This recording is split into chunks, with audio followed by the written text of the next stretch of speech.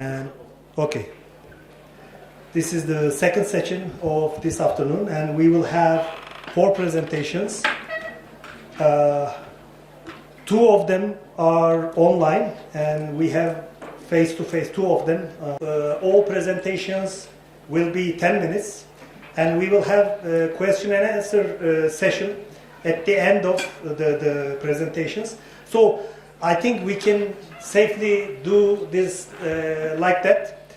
We can give 12 minutes for each presenter, and we can continue with question and answer period, and then we will finish the session. Okay, Mr. Rashid, can you hear me? But we cannot hear you. Can you please turn on? Okay. I can hear. Okay, can you please, your voice is coming so deep, so can you please arrange it? I will increase the volume. Okay, and I would like you please share your presentation on your screen. Okay.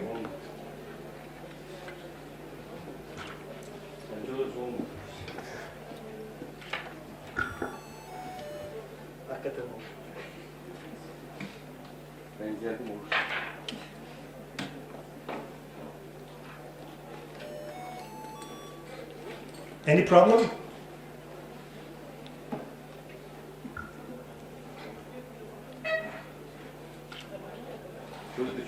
Okay, you have 12 minutes.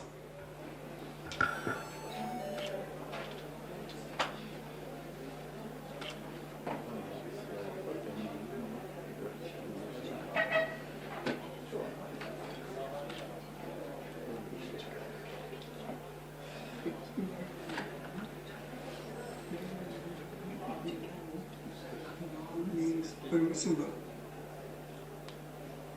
While halal integrity is preservation of that halalness across the supply chain, it is in fact a guarantee that the end consumer will receive halal product without any doubt of non-compliance or impurity.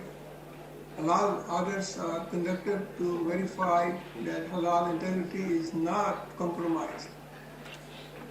But the fact of the matter is that auditing methodology used is not perfect, and there are challenges that need to be addressed. Over the past 2 decades, consumer demand for halal certified products worldwide has increased significantly. Honestly, the genuine expectation that mechanism for providing objective evidence to ensure halal integrity is challenging by using the traditional inspections and audit procedures. The multiple phases of halal product components, sourcing, manufacturing, stages, storage at one or more sites, and then the ultimate distribution is a major constraint.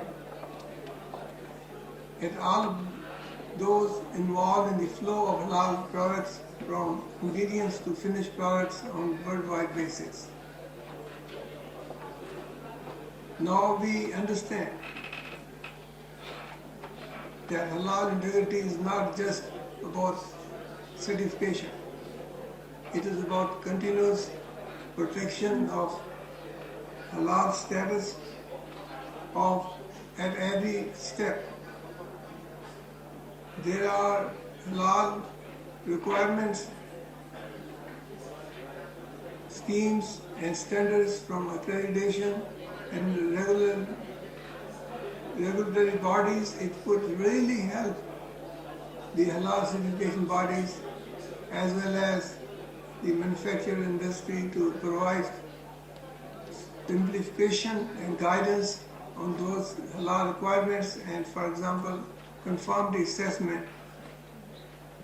ISO 17065, as shown over here, the requirements are better understood when used with guidance documents. For example, 17065, so with the standards published by the standard owners and the scheme owners of halal certification, industry as well as the halal certification bodies can use some help in for getting the guidance documents. Multiple countries have established halal authority bodies that publish their own halal requirement standards. In the presenter's opinion, it is suggested that the halal standard owners extend a helping hand in providing simple halal auditing checklists to provide a practical guidance to both halal certification bodies and the industry. An example is Safe Quality Food, a scheme, and GFSI publishes a guidance in terms of checklists, and that help can be provided by the halal scheme owners or halal standard owners. To assess compliance with halal standards, halal certification bodies must use a multi-tiered approach that includes document SOP review, on-site visits to observe compliance with halal requirements, and laboratory testing to verify compliance that prohibited components are absent. It is rather complex that the variation among halal standards is an ongoing challenge, and just the analytical data cannot resolve it. Auditors can use the verification of absence of porcine and alcohol, for example, the critical components which can cause a halal product to become non-halal. But the reliability is questionable. When the laboratory tests provide false positive, like in the case of DNO, it becomes an issue. There are some hidden but significant challenges not adequately addressed by halal standard owners, such as weight and measures. I have 3 references, ayahs from the Holy Quran. Should halal auditor ask about the compliance, such as calibration of weighing scales by the third-party contract service provider in Islam? Selling short is, of course, not allowed. The test results alone cannot prove the halal integrity, as they are just a part of the requirements. Fake documents, non-compliance with good manufacturing practices or GMPs, and replacements of the certified food product components similar in nature but not from a halal source would be challenging for a halal auditor. Halal auditors need to understand the product process, observe the environments or site, as set a halal culture. And this is a very important part of the halal audits, that the auditor has to see if there is a halal culture present when the line is producing halal product, mean the understanding of halal by all the employees on the line. And especially a commitment from the senior management is very, very important. Some important requirements of qualified halal auditors are shown over here, irrespective of halal standard used to certify a product. These are some of the requirements that apply in each case. E-expertise includes knowledge of halal standards, GMPs, good manufacturing practices knowledge, halal and Taiwan, the Taiwan part, the clean part, the food safety part, impartiality, communication skills, and detail-oriented know-how. The key concept is that technical auditors must have knowledge of religious requirements as well as understanding of laboratory test data.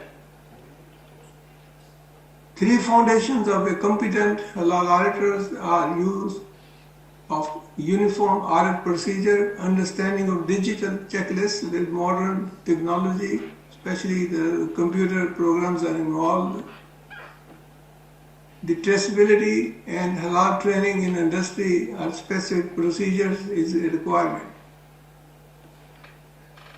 To help auditor meet the halal integrity challenges, two important requirements are mandatory to follow, and those are no conflict of interest and real-time access to the halal manufacturer's records. It has to be a transparent process. Checklist questions should be risk-based and well communicated to the audit side before the audit begins. What do halal auditor must not do?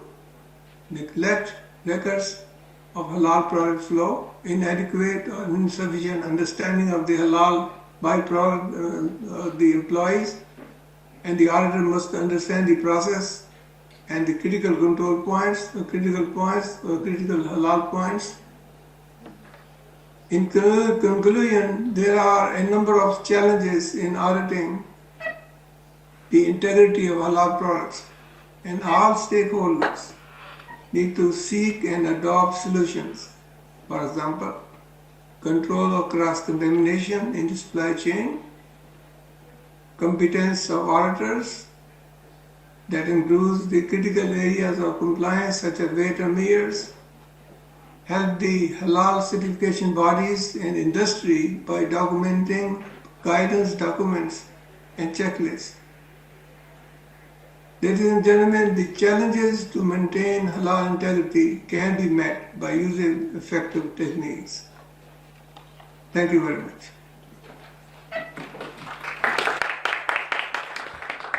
Okay, thank you so much, Mr. Rashid, for this timely presentation. If we have any question, 1 or 2 minutes, we have some time. Okay, no question for you, Mr. Rashid. Thank you so much. Now, şimdi ikinci sunumumuz. Evet. Enes Malik Aktaş, 12 dakika süreniz var. Buyurun.